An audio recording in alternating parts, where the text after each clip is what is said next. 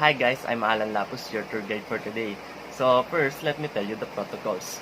So the protocols is always move in a group, stick with me, don't run around the facilities that is off limits, and that's all for now. Let's go to our first destination, the Kamainesu Shrine. Kamainesu Shrine is also called Kamainesu Siling Church. It's one of the Quezon most prominent religious sites. The church and its surrounding structures cover 5 hectares of land. The vicinity of Kamainesus is huge and generously filled up with relaxing greens. Nature lover will rejoice with the captivating view, and if you feel tired, you can rest inside the church and have a conversation with God. So, next is Villa Escudero Plantation and Resort. Villa Escudero started a sugarcane and coconut plantation in Chaong, Quezon in the 1980s. The owner transformed part of this property into a resort over the decades.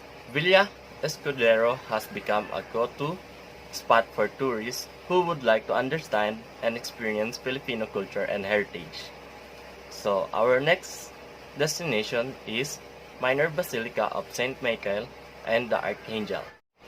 Minor Basilica of St. Michael the Archangel. The Minor Basilica of St. Michael the Archangel is Quezon's largest Roman Catholic church.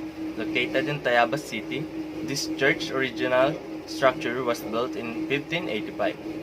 Tourists visit the basilica for its massive size, long history, and unique design. The church floor plan features a key-like shape. This is why locals often refers to the Minor Basilica as Susi ng Tayabas, or the Key of the Tayabas. We are done with the most famous churches in Quezon. Now let's go to Quezon famous beaches.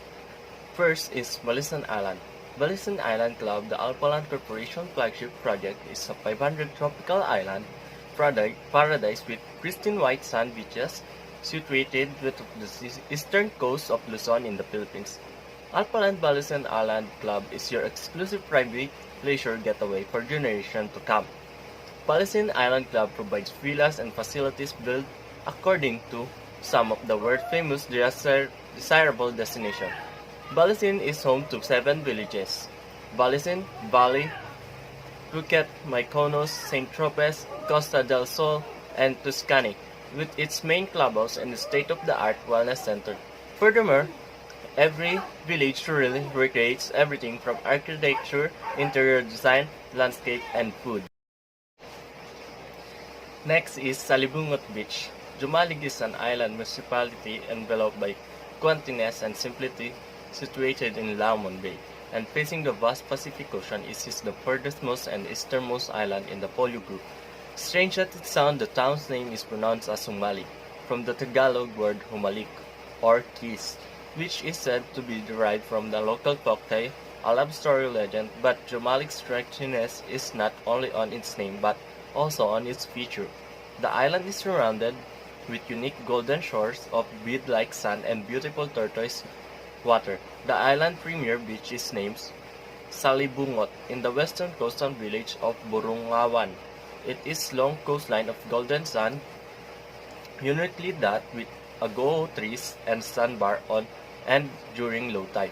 There is no huge crowd, no party scene, no commercial establishment, only you and nature of its raw state. Okay guys, I hope you have fun and learned something today in our journey. I hope everyone gets home safely and keep your smile in your faces. Again, I am Alan Lapus. Thank you so much for today.